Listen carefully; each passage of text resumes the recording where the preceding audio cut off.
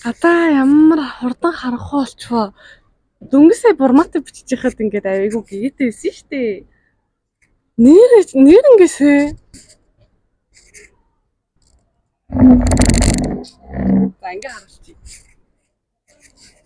За би түрүүн ингээд зөндөө бичлэг хийсэн байхгүй юу? Зөндөө юм ярьсан. Тэгсэн чинь мик маань цэнэггүй болоод тэгээд ямар ч яриаггүй бахан бичлэг хийсэн байт юм.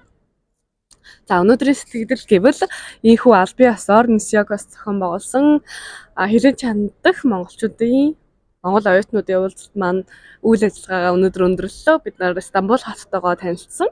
Тэгээд миний хувьд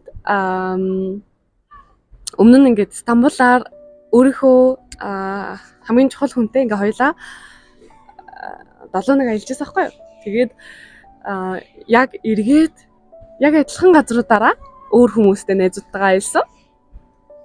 Тэгээд яг тэгжих хугацаанд бол дурсамжийн үн цэнийг дахиад нэг сансан гэдэг юм уу. Бид нар амьдралынхаа туршид ингээл хайртай хүнтэйгээ найз нөхөдтэйгөө олон өөр газар маш олон дурсамж бүтээдэн штэ. Тэгээ эргээд тэр газруудаараа явхад эсвэл дурсаад бодоход өөрийнхөө дурсамжийг яг юм кино шиг эргүүлэн харах боломжтой байдаг нь ямар сайхан бэ. Тэр мэдрэмжийг дотроо тээж хадгалж явдаг нь өөрөө нэг бодлын ямар тийм хөнгөн гонигтай, нэг бодлын ямар сайхан талархууштай зүйл вэ гэж бодлоо. Тэгээд олон гой хүмүүстэй танилцлаа. Өнгөрт дотны найзуудтайгаа хамгийн гол нь маш олон найзуудтайгаа ингээд нэг доор аялж үзлээ. Магадгүй бид нарт ийм боломж ахиж тохиолдохгүй байх.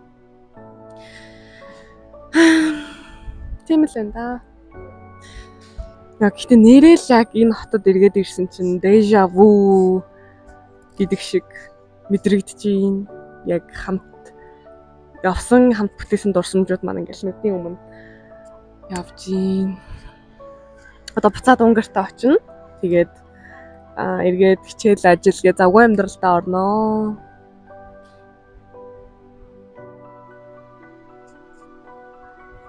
Гэхдээ бид нар ингээл энэ амьдралдаа ийм сайхан хүмүүстэй учирч бинийхээ дурсамжийг бүтээлцэж тэгээд үдэж явуулах нэгнээ үдэж явуулаад хамтдаа үлдэх нэгнтэйгээ үлдэх ийм сайхан тохиолдол байдаг нь ямар их аз вэ те. Тэгэл өнөөдөр хамт явсан найзууд маань ч гэсэн Унгар дахь амьдралд маань бол яг л гэр бүл шиг хүмүүс. Тэгээд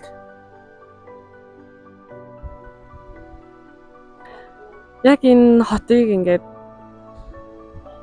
хараад одоо зогсож байхад сүүлийн хэдэн сард болсон хэцүү зүйлүүд маань эргээд намайг аргадж байгаа юм шиг санагдаж байна.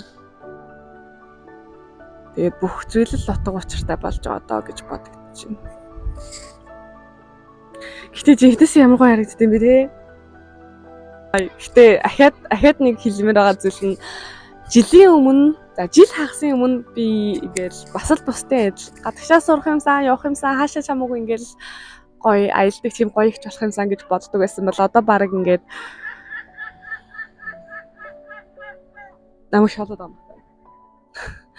Одоо баг ингээд жилийн дотор маш их аялсан байна. Яг тэр цас чихэр харсан бол бахархах байсан бах таа гэж бодогдож байна. Тийм л энэ да. За би одоо ингээд тагтан дээрээ ганцаараа юм яриа зогсоод авахгүй орж нөгөө хэдтэйгээ гоё бай да. Гэхдээ л яг энэ харагдаж байгаа зүйл бол манайхаа ямар гайхалтай вэ те. Би ер нь ийм хотыг дээрээс нь харах амар зэрэгтэй.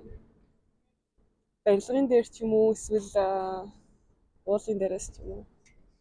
Хөөе гэхдээ яг ингээд ирээдүйд амьдрах гэр маань амьдардаг хотыг маань ингээд дээрээс нь гоё ингэж харагддаг байл ямар гоё те.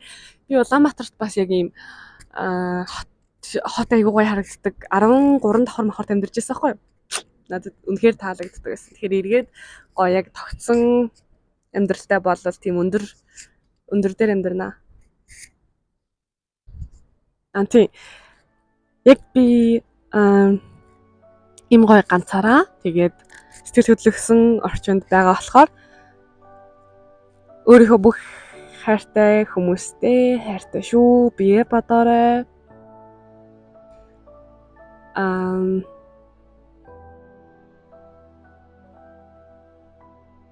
Тий, хайртай шүү. Бие бодоорой. Аз жаргалтай амьдраарай гэж хэлье.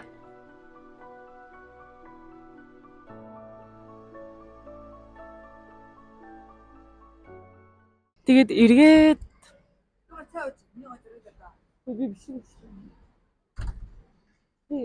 амар ганцаар амар юм ярих гэдэг чинь 5 минутын дараа гараад ирсгөө. Oh my god, dat is super гоё. Нэг ийм хүүхэдтэй байгаа. Everything Paris гэдэг шиг бурмаа энэ.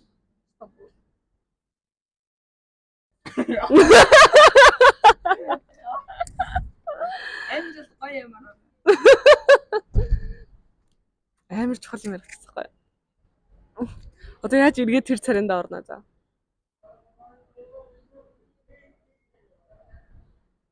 За тэгэхээр бусдад ярианда оръё.